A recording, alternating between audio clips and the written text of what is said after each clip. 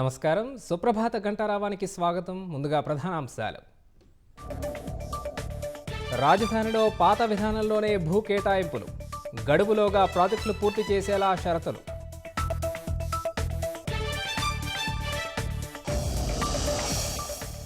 కలుషిత ఆహారమే అనారోగ్యానికి కారణమన్న సీఎం. 50 లక్షల ఎకరాల్లో ప్రకృతి సేద్యాన్ని ప్రోత్సహిస్తున్నట్లు వెల్లడి.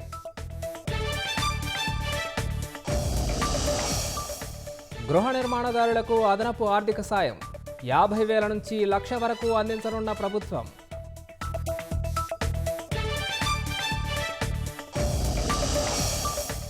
హైదరాబాద్లో కుటుంబాన్ని కబళించిన ఆర్థిక సమస్యలు, 2 పిల్లల్ని చంపి దంపతుల ఆత్మహత్య.